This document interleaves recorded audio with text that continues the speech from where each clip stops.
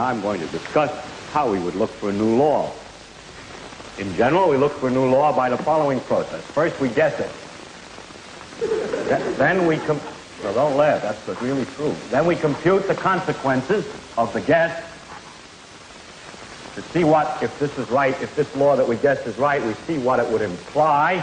And then we compare those computation results to nature. Or we say compare to experiment or experience. Compare it directly with observation to see if it works.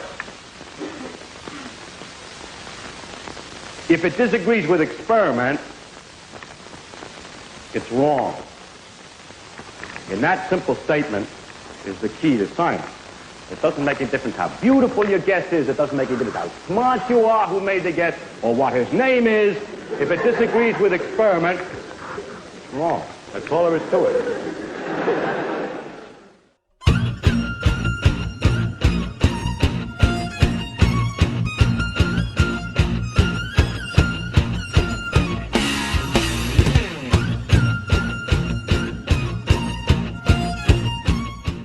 Buenas noches amigos. La semana pasada vimos la primera parte de vectores en que se hicieron ejercicios y problemas solamente de las reglas de suma vectorial y del producto de un vector por un número. Lo que vamos a hacer ahora es armar una estructura matemática por encima de esa regla, que era una regla básicamente geométrica. ¿Y por qué hacemos esto? En física hacemos bastante esto de armar una estructura matemática por encima de la teoría física, porque facilita mucho la vida y facilita mucho los cálculos. Sobre todo porque tener algo que no nos haga pensar tanto en cosas como la geometría, podemos enseñarle a una computadora a hacerlo. Entonces, lo que vamos a tratar ahora va a ser lo que es un vector unitario, lo que es la descomposición rectangular, y vamos a ver tres tipos de notaciones que se usan bastante y que confunden mucho los profesores de academia. Sin más preámbulo, entonces empecemos. Empecemos por la parte de vector unitario. Vimos la clase pasada que los vectores tienen un módulo y una dirección. Entonces, aquel vector que tenga tamaño igual a 1 se le va a conocer con el nombre de vector unitario y se le va a simbolizar con este sombrero que tenemos aquí. Eso quiere decir entonces que si esta letra que tenemos aquí representa un vector unitario, entonces el módulo de ese vector unitario siempre va a ser la unidad, va a ser 1. Y noten ustedes de que aquí al costadito de este número 1 no hay ninguna unidad de medida, como lo hay usualmente en las magnitudes vectoriales. El vector unitario no tiene unidades, es adimensional, ¿ya? Vamos a ver incluso por qué, ¿no? Y eso viene de un teorema muy importante, que es justamente el corazón de por qué nosotros trabajamos con un vector unitario. Es el hecho de que todo vector se puede describir o se puede escribir como el producto de su módulo multiplicado por un vector unitario, ¿no? Por ejemplo, aquí geométricamente tenemos la representación de un vector A y vamos ahora a escribir el vector unitario que está en la misma dirección que ese vector A. En la misma dirección que el vector A. Aquí tenemos al vector unitario. Entonces, puedo escribir ese vector A así. El vector A va a ser igual al módulo del vector A multiplicado por el vector unitario. Y eso es muy fácil de entender. Miren, si este vector A fuese de tamaño 5 y yo multiplico 5 por el vector unitario, lo que voy a obtener es un vector en la misma dirección, por la regla de multiplicación de un número por un vector, pero con el tamaño de 5, o sea, estoy recuperando el vector inicial. Entonces, es bien fácil, por ejemplo, como les digo, de notar esto. Lo interesante está en que a partir de este teorema del vector unitario, nosotros, por ejemplo, podemos sacar el siguiente corolario llamado proceso de normalización, que es algo que ustedes van a hacer constantemente en la universidad, porque básicamente siempre trabajamos con vectores. Y es el hecho de pasar a dividir el módulo del vector A para el lado izquierdo, para de esa manera poder obtener un vector unitario. Cualquier vector unitario en la misma dirección que un vector siempre se va a poder obtener dividiendo a ese vector entre su módulo. Y a esto se conoce como proceso de normalización. Aquí justamente pueden ver lo que les mencionaba acerca de la adimensionalidad del vector unitario, que es el hecho de que si aquí arriba en esta división tengo el vector A y aquí abajo tengo a su módulo, entonces tanto aquí arriba como aquí abajo tenemos las unidades de medida del vector A. Entonces al momento de dividir, esas unidades se van a cancelar y por lo tanto el vector unitario me va a salir adimensional. Cuando ustedes vean en la universidad la ley de Coulomb, que es una parte del electromagnetismo, se van a dar cuenta de que este teorema o este corolario que tenemos aquí es importantísimo para poder definir justamente a ese nivel de universidad lo que es la ley de Coulomb. Por ahora sigamos aprendiendo un poco acerca de vectores unitarios. Lo que nos interesa sobre todo a nosotros es cómo es esa estructura que me va a permitir a mí hacer cálculos sin tener que pensar tanto. Lo cual no quiere decir que estamos haciendo un truco. Lo que estamos haciendo es creando matemática nueva para poder tener una forma de hacer cálculos de una manera más simple. Vamos a ver ahora lo que son los vectores unitarios en los ejes, que son usualmente los ejes espaciales que conocemos como largo, alto y ancho. Si ustedes, por ejemplo, están mirando esto en un cuarto, ustedes pueden ver a cualquier esquina del cuarto y se van a dar cuenta de que siempre hay tres líneas que se cruzan. Eso es algo físico. Entonces, van a ver más o menos esta figura, ¿no? Si miran el piso, van a ver tres líneas que se cruzan así. Si miran al techo, van a ver lo que se vería por aquí abajito. Pero usualmente en el espacio podemos identificar las formas mediante tres dimensiones, tres ejes, que son el largo, el alto y el ancho. A estos ejes nosotros le hemos llamado X, Y, Z, pero no es una regla en sí de que el largo siempre sea el X, el alto el Y y el ancho el Z. Pueden intercambiarse entre sí, no hay ningún problema. Pero lo que me interesa, lo que físicamente es real, es que siempre vamos a tener tres ejes. Tres ejes. Y como tenemos tres ejes, a través de esos tres ejes, yo puedo identificar la dirección del largo, del alto y del ancho mediante tres vectores unitarios. Y lo siguiente sí es una convención, es una regla de matemáticas. A lo largo de lo que yo conozca como eje X, en la dirección positiva de ese eje X, voy a identificar al vector unitario Y, la Y latina chiquita, la Y latina minúscula. En la dirección del eje Y positivo, que en este caso va para arriba, se identifica al vector unitario J, J minúscula. Y en la dirección del eje Z positivo, en la dirección de los positivos del eje Z, se identifica al vector unitario K. Por ahora les voy a enseñar la importancia de estos vectores unitarios solamente trabajando en el plano aquí azul. Vamos a trabajar solamente con vectores en un plano y en este caso voy a elegir el plano azul. Pero lo que yo haga en el plano azul se puede hacer en el plano de verde que tengo aquí o en el plano, por ejemplo, de naranja que tengo aquí, ¿no? Puedo tener vectores en un plano. La idea es que vamos a tener vectores en un plano. Veamos entonces por qué es importante tener vectores unitarios en los ejes. Para eso nosotros vamos a considerar un caso bien particular y después vamos a generalizar. Al igual que lo hicimos en la clase anterior, en la videoaula anterior, voy a tomar en cuenta el vector velocidad que me da la información de hacia dónde se dirige un objeto y cuánto es la capacidad que tiene para avanzar. Aquí les muestro, por ejemplo, yo cuatro autos. Tomemos en consideración primero este y dibujemos la velocidad que tiene en ese momento. Como pueden ver, de la forma que tiene el auto, en ese momento él debe tener una velocidad hacia la derecha. Vamos a denotar esa velocidad como velocidad v1 y la vamos a escribir de esta manera, ¿no? Aquí tienen la notación del vector y aquí tienen la notación geométrica del vector, que no es algo que usualmente los profesores utilizan, pero para que ustedes más o menos vean cómo es este proceso, lo vamos a nosotros a utilizar. Ahora, recuerden lo que vimos en el slide anterior sobre el teorema de la representación de un vector usando vector unitario. Este vector, que tiene tamaño 8 metros por segundo, este es el tamaño del vector, ¿no? Este es el módulo. Yo lo puedo escribir como la multiplicación del módulo, que es 8 metros por segundo, multiplicado por este vector unitario, ¿no es cierto? ¿Ya? Aquí tengo 8 metros por segundo por el vector unitario en la dirección de esta velocidad.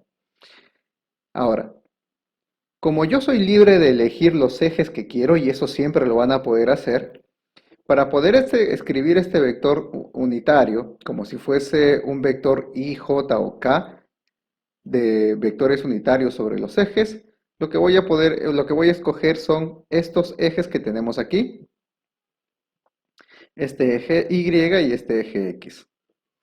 Entonces, noten por ejemplo que la velocidad v1 es una velocidad que está en la dirección del eje x y en la dirección del eje x positivo.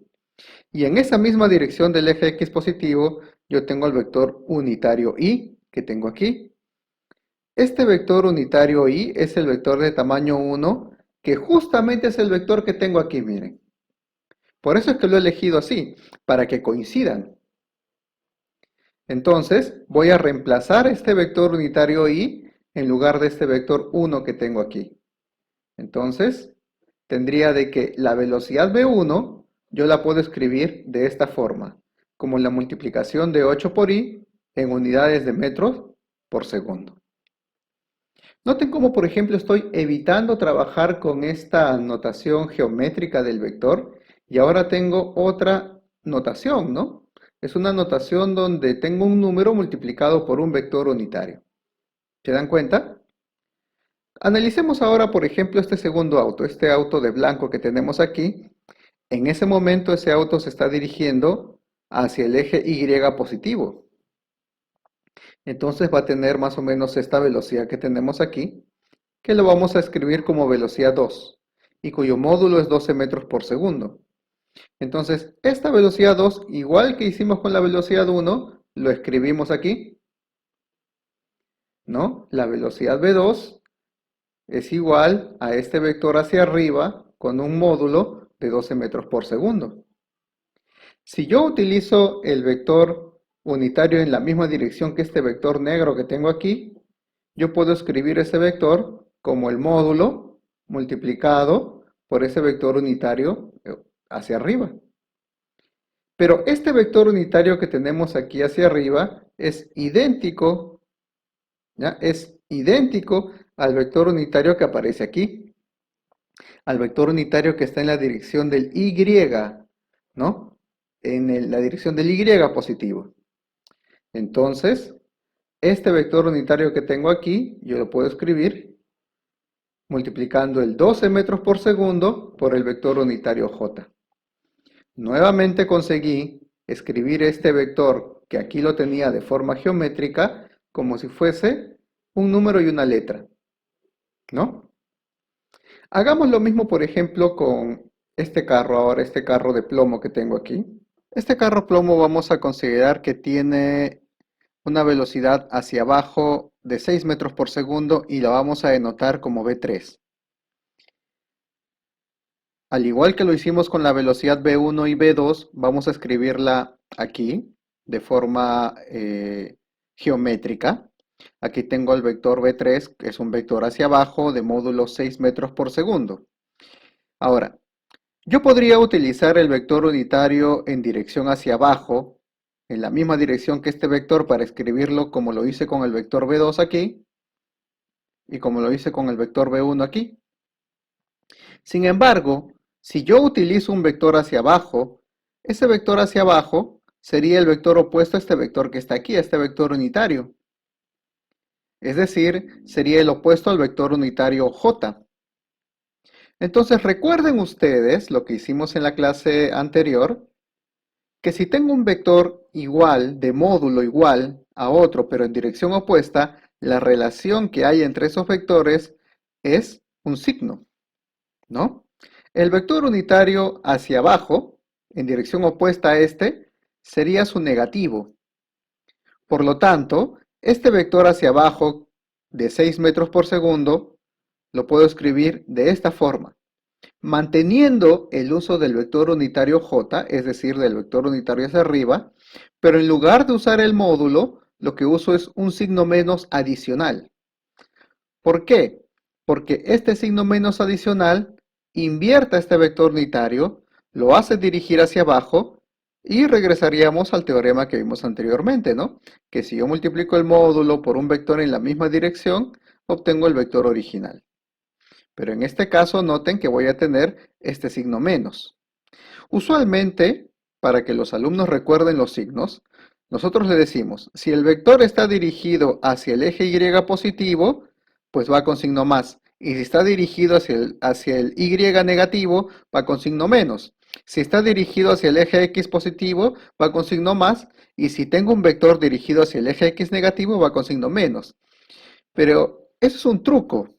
Lo que yo quiero que ustedes aprendan aquí es que el signo lo que está haciendo es invertir la dirección del vector unitario. Eso es lo que quiero que tengan en su cabeza, porque eso es lo más importante cuando se trabaja con vectores en física. Por eso es que este signo está aquí. Quiero que entiendan la razón por la cual el signo está aquí, no que se lo memoricen como un truco. Bueno, entonces, si yo a este vector le he llamado J, entonces este producto que tengo aquí lo puedo escribir como menos 6J. Nuevamente, he logrado escribir este vector que tiene forma geométrica utilizando un número, en este caso un número negativo, y una letra que es el vector unitario. Por último, hagamos lo mismo con este carrito que tenemos aquí.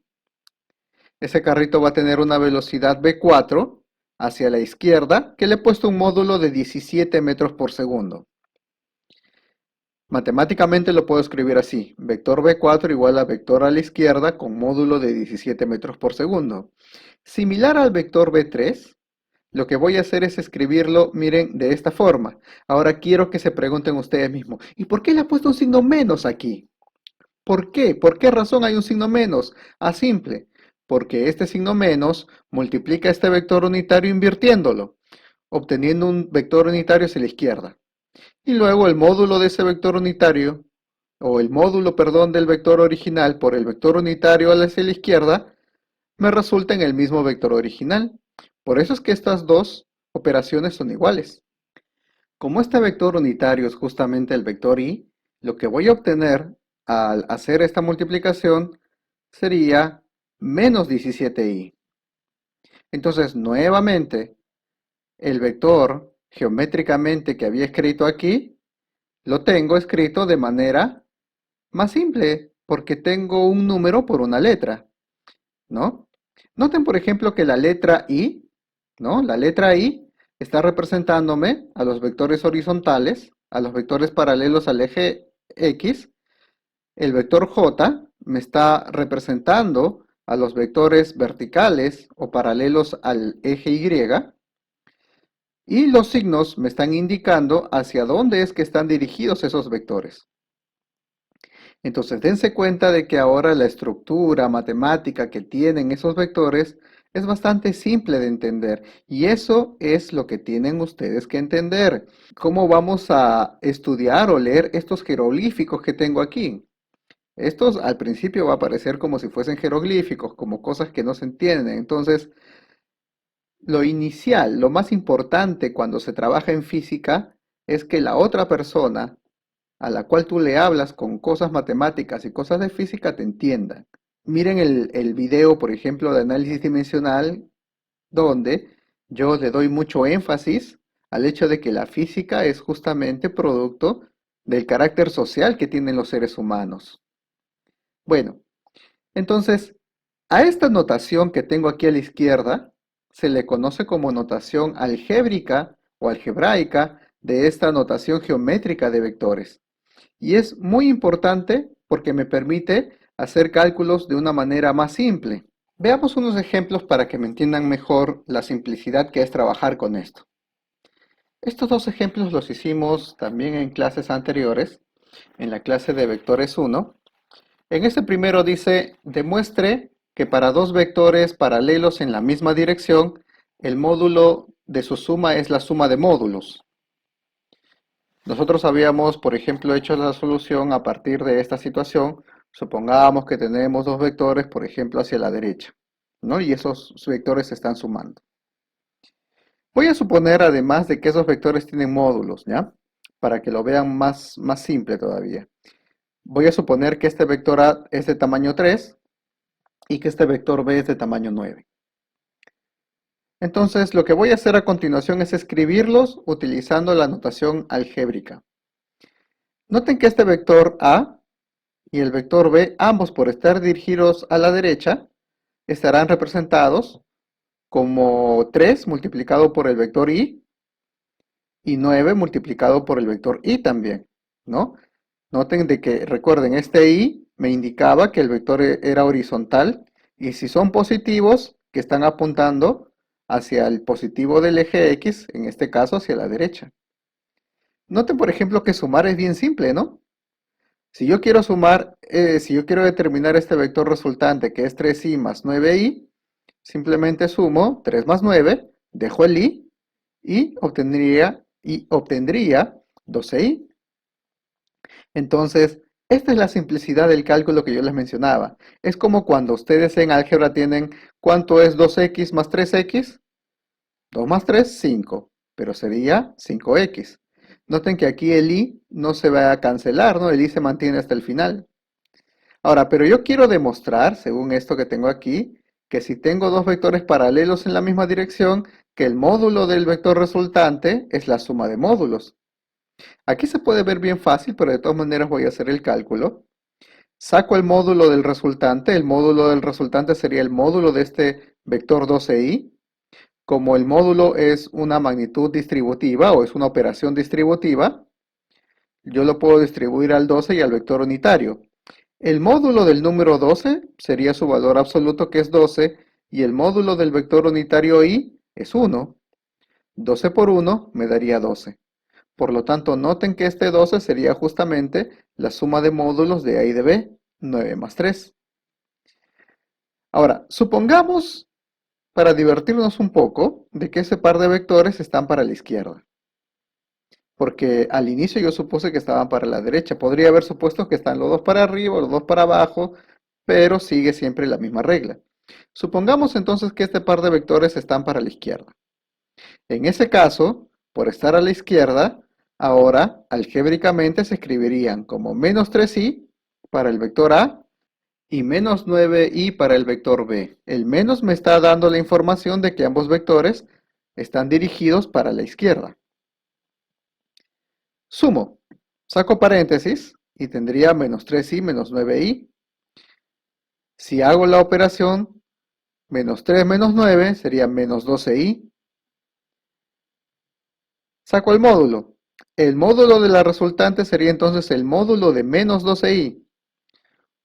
Eso sería, por distribución, el módulo de menos 12 por el módulo de i. El módulo de menos 12 es su valor absoluto. Y el valor absoluto de un número negativo siempre es el valor sin el signo, o sea 12. Y el módulo de i es 1 porque es un vector unitario. Por lo tanto, 12 por 1 me daría 12. Nuevamente obtengo lo mismo, que el módulo del vector resultante es la suma de módulos de esos vectores que están en la misma dirección. Vayamos ahora al ejemplo de demostrar que para dos vectores paralelos en direcciones opuestas, el módulo de su suma de los vectores es la resta de módulos. Nuevamente, escribo los vectores, la suma de los vectores. Aquí tengo la representación geométrica. Este vector apunta a la derecha, lo he escogido así, y este vector apunta a la izquierda. No es una suposición. Los escribo de forma algebraica. El vector a la derecha A sería 3i, positivo porque apunta a la derecha. El vector a la izquierda B de menos 9 lo escribiría como menos 9i. Saco paréntesis y eso me daría menos 6i, ¿no? 3 menos 9 sería menos 6. Por lo tanto, esto me está diciendo, me está gritando de que este vector resultante está apuntando hacia la izquierda. Si ustedes comparan con lo que hicimos en la clase anterior, recuerden de que en este caso que teníamos dos vectores opuestos, siempre el vector resultante estaba en la dirección del vector más grande. Y eso venía de la regla de suma de vectores, que era, Si yo quiero sumar vectores, los dibujo de forma consecutiva. Vean el video de la teoría anterior si no lo recuerdan. Entonces a esto le saco módulo para demostrar que es la resta de módulos.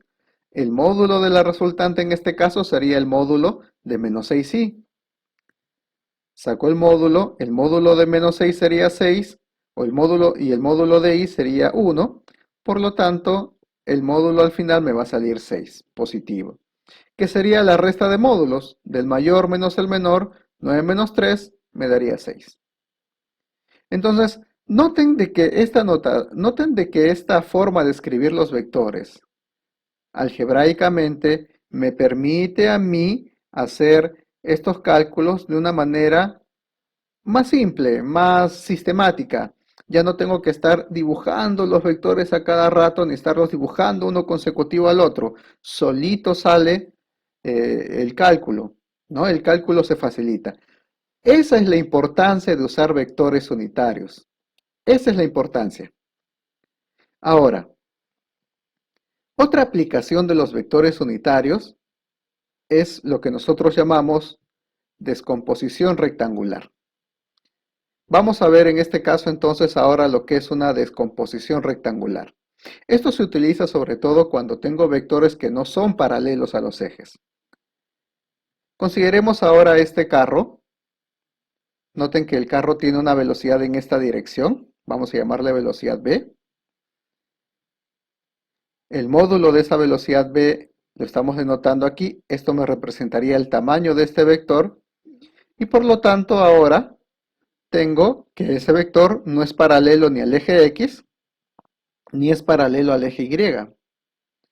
Entonces la pregunta es, si en estos ejemplos he visto yo qué tan fácil es hacer cálculos utilizando los vectores unitarios, la pregunta es, ¿podría yo este vector de velocidad escribirlo en función de estos vectores unitarios?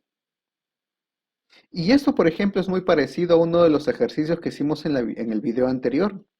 Escribir un vector en función de otros. Entonces, la idea era tratar de determinar multiplicaciones de números por estos vectores que sumados me den este, ¿no? Cuando tengo el caso de un vector que quiero escribirlo en función de los vectores unitarios, eso es muy simple de hacer. La técnica implica el uso, por ejemplo, de un paralelogramo, que en este caso es un rectángulo, por eso a este proceso se le llama descomposición rectangular.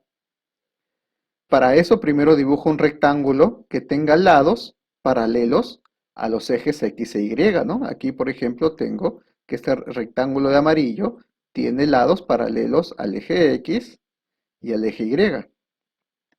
Y ahora es muy fácil darse cuenta de que aquí yo puedo dibujar sobre este rectángulo dos vectores paralelos a esos ejes que sumados me den este vector original.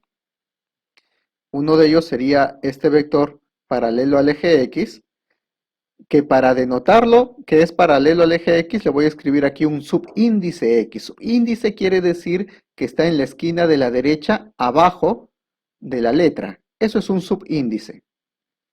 Y voy a dibujar este segundo vector que por ser paralelo al eje Y, le voy a escribir aquí un vector o la letra Y como subíndice. Noten ustedes que la suma de este par de vectores me da el vector original de velocidad. Y es fácil notarlo si es que tú imaginas este vector aquí. Si imaginas este vector aquí, el vector Vx y el vector Vy serían consecutivos y su suma sería este vector V. Entonces, eso quiere decir de que ese vector V se puede escribir como la suma de ese vector Vx más ese vector Vy.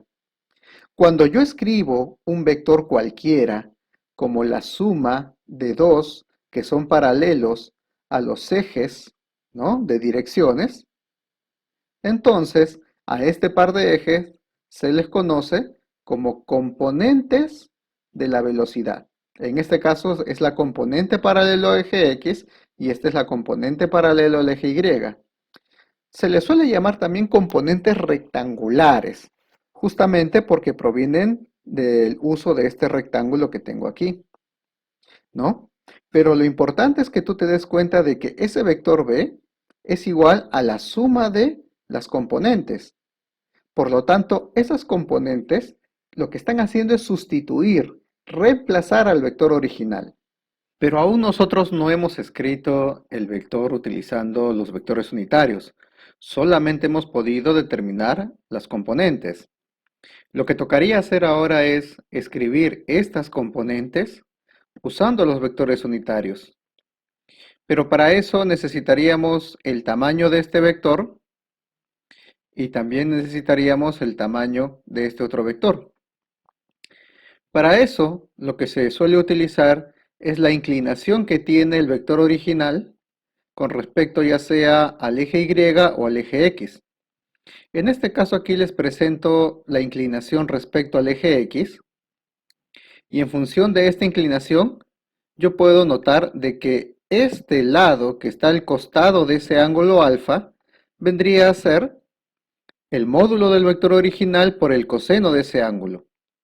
Es fácil notarlo porque recuerden que el coseno de este ángulo se puede determinar en función de este triángulo rectángulo que tenemos aquí, dividiendo el cateto adyacente entre la hipotenusa.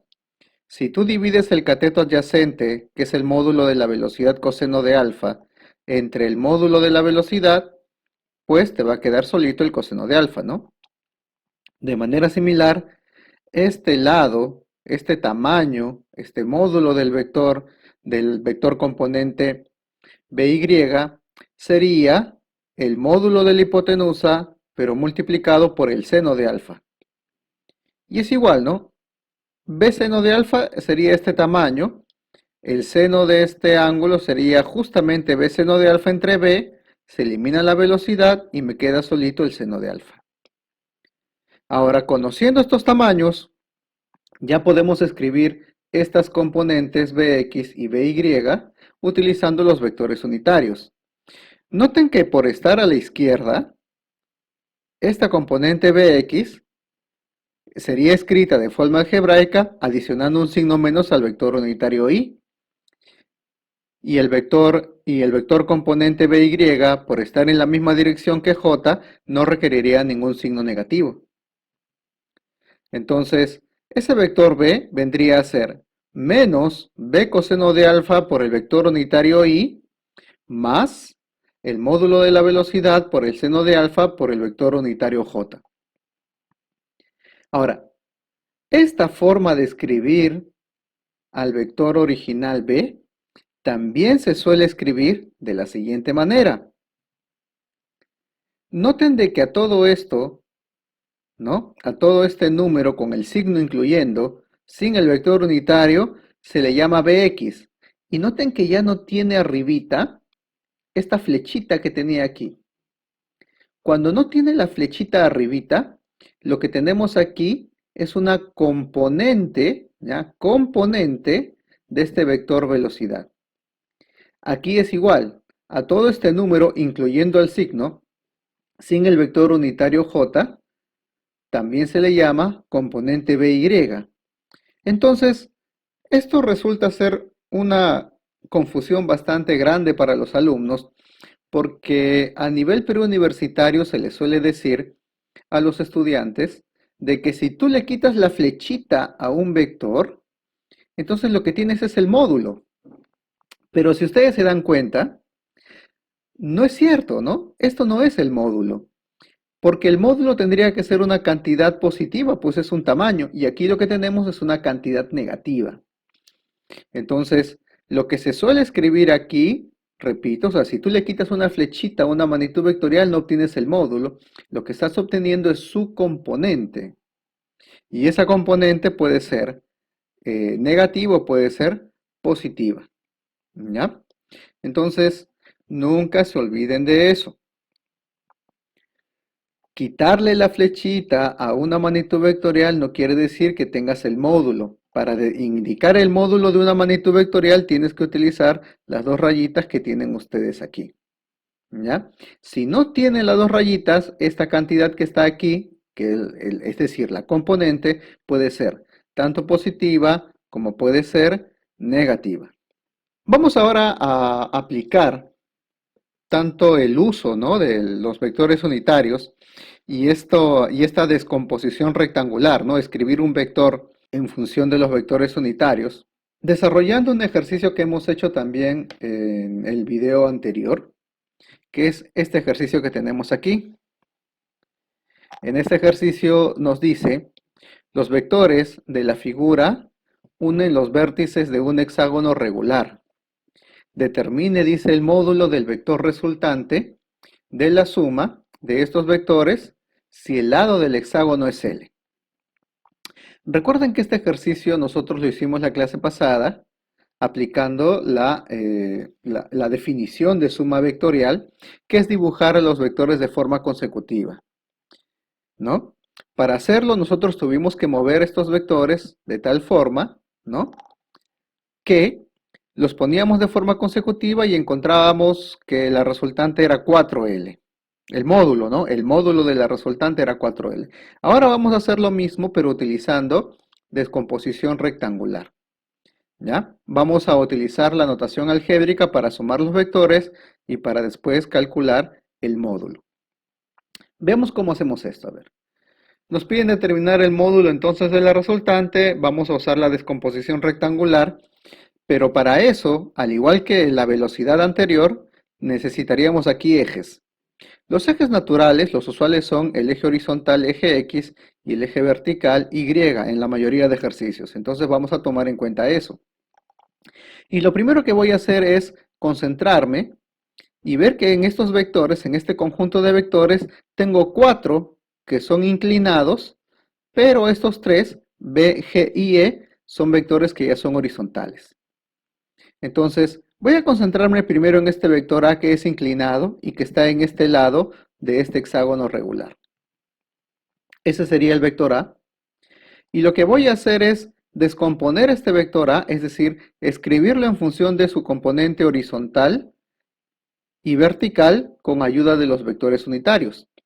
Para eso lo que tendría que hacer es dibujar el rectángulo de descomposición. Aquí está el rectángulo con los lados horizontal y vertical. Y procedería a dibujar los vectores que me darían a este vector A, ¿no?, las componentes. Estos serían los dos vectores, este vector de verde a la derecha y este vector de verde hacia arriba, sumados me dan este vector A. Entonces, como el A está en este lado de este hexágono regular, se entiende de que este ángulo que tengo aquí, que es igual a este ángulo, sería de 60 grados, y por el triángulo rectángulo que se está formando aquí, este ángulo sería 30 grados. Y con eso yo ya tendría los tamaños de estos vectores, ¿no? Para escribir justamente este vector A usando los vectores unitarios necesito los tamaños de las componentes. Si esta hipotenusa vale L, el lado del triángulo rectángulo opuesto a 30 grados sería la mitad de esa hipotenusa. Por lo tanto, este lado sería L medios. Mientras que este lado sería L medios multiplicado por la raíz de 3. Entonces, con ayuda de estos vectores, yo puedo escribir el vector A como un vector a la derecha de tamaño L medios y un vector hacia arriba de tamaño L medios por la raíz de 3. Y ahora voy a introducir los vectores unitarios. Hacia arriba el vector unitario J, hacia la derecha el vector unitario Y. Por lo tanto, este vector que tengo aquí lo puedo escribir como L medios por I, porque está hacia la derecha, positivo. Y este vector lo puedo escribir como L medios raíz de 3 por J, ¿no?, porque está hacia arriba. Entonces, el vector A, usando los vectores unitarios, lo puedo escribir como L medios I más L medios por la raíz de 3 por J. Ahora lo que tendría que hacer es lo mismo con el vector C, lo mismo con el vector D y lo mismo con el vector F, porque son los 4 que están inclinados, ¿no? Pero miren, el vector D es un vector igualito al vector A, tiene el mismo tamaño y tiene la misma dirección. Por lo tanto, si yo le realizo una descomposición rectangular al vector D, voy a obtener exactamente lo mismo. Ahora, si yo analizo al vector F, el vector F es del mismo tamaño que el vector A y el vector D, solo que la inclinación ahora está hacia la izquierda. Usando este mismo rectángulo que tengo aquí, ese vector F entraría entonces en esta otra diagonal del rectángulo. Y por lo tanto las componentes del vector F serían un vector para la izquierda y un vector para arriba. Es decir, que las componentes de F sería un vector a la izquierda de L medios y un vector hacia arriba de L medios raíz de 3. Por lo tanto sería muy parecido a, solo que aquí entraría un signo negativo, ¿no? Es justamente lo que voy a colocar aquí. El vector F sería menos L medios por I más L medios raíz de 3J, ¿no? Módulo por vector unitario con el signo que me indique en qué dirección está el vector. Y el vector C es idéntico al vector F, apuntan en la misma dirección y tienen la misma inclinación y tienen el mismo tamaño. Entonces el vector C sería igual a F. Ahora, el vector B, ¿no? También lo puedo escribir en función del vector unitario. El vector B es un vector de tamaño L hacia la derecha, ¿no? Porque el lado del hexágono es L. Por lo tanto, el vector B vendría a ser L por I, positivo porque va a la derecha. El vector G sería un vector de tamaño 2L, pero también a la derecha. Entonces G sería 2L hacia la derecha, positivo aquí. El I me indica que es horizontal.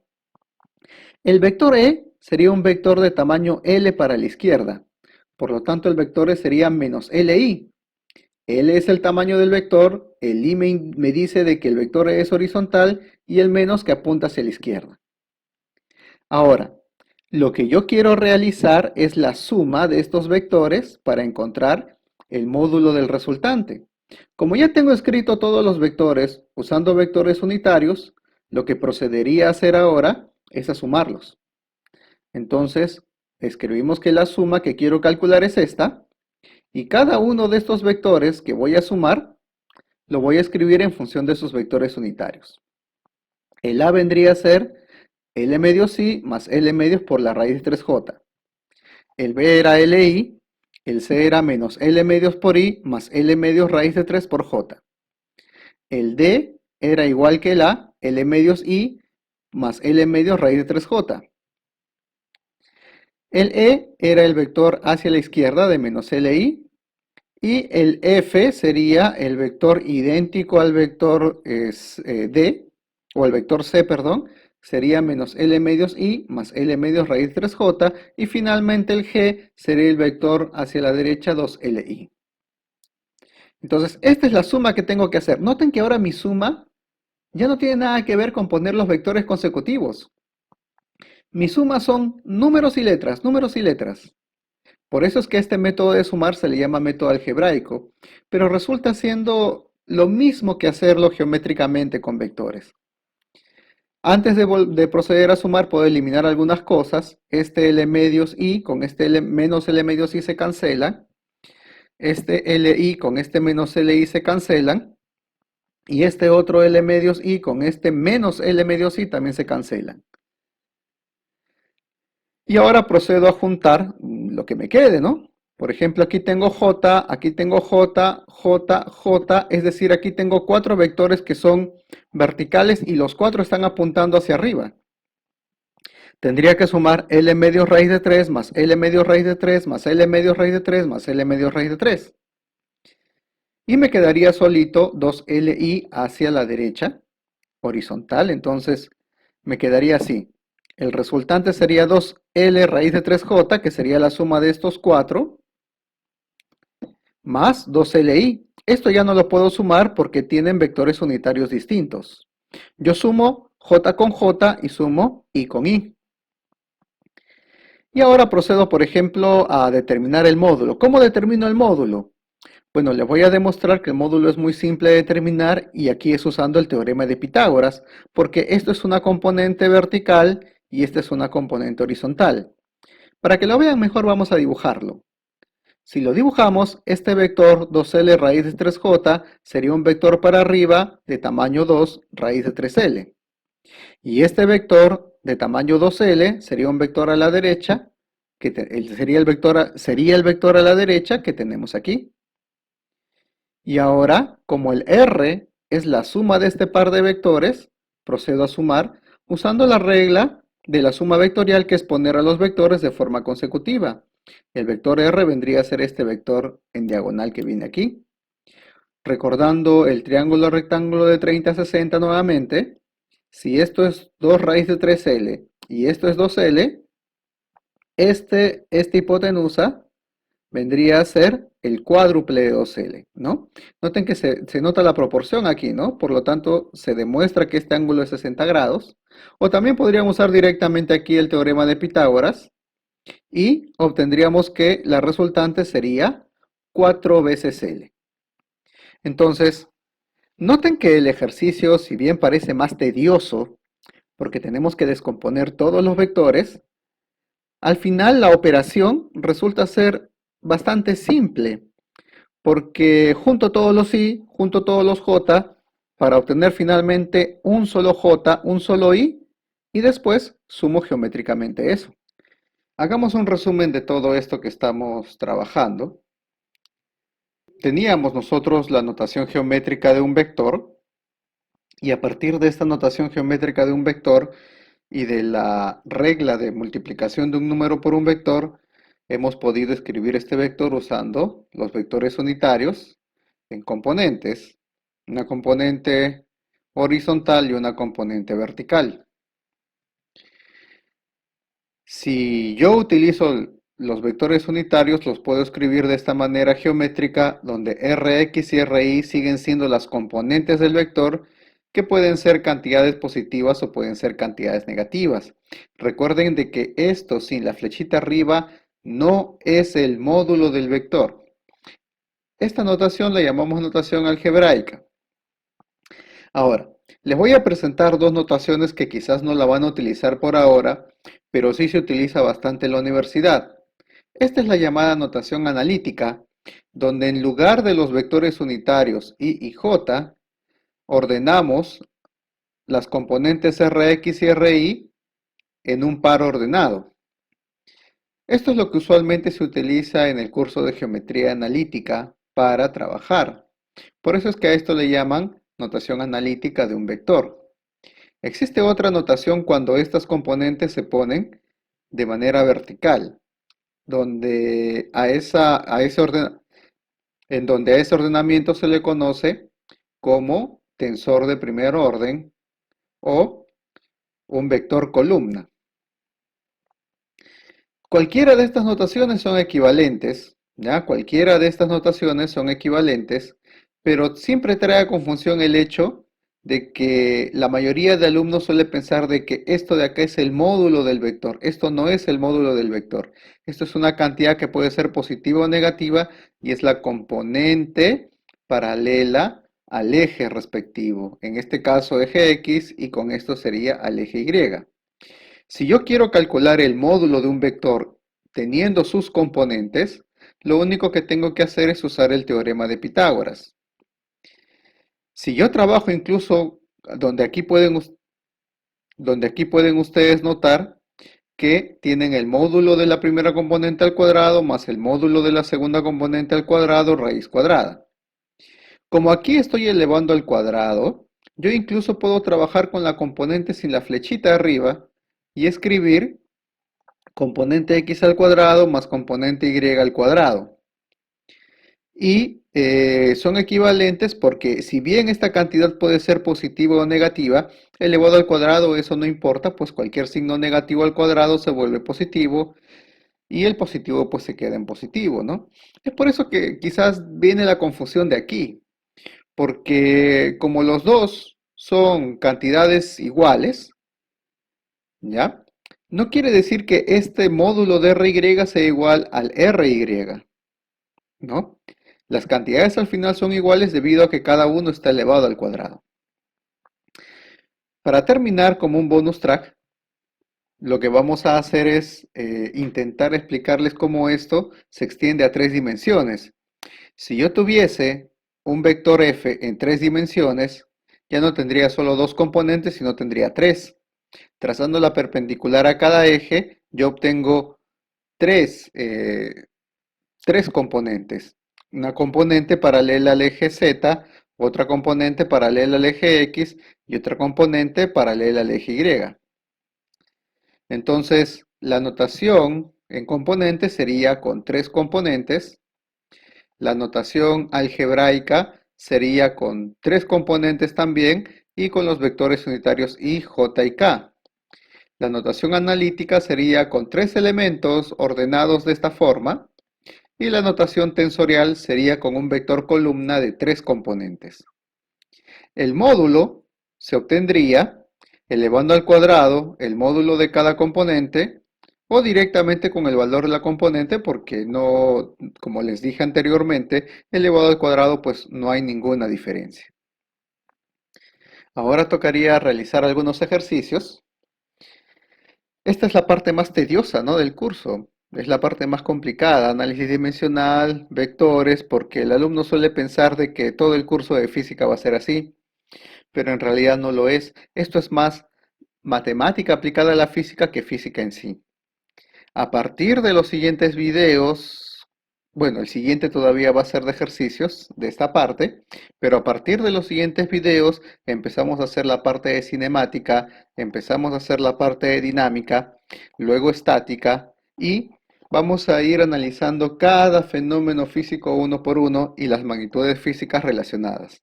Nos vemos entonces en el siguiente video. Si tienes un amigo formulero, pásale el video para que complemente todo lo que él sepa y entienda de dónde vienen todas esas ecuaciones, todas esas fórmulas que tiene en su cabeza. Hasta luego.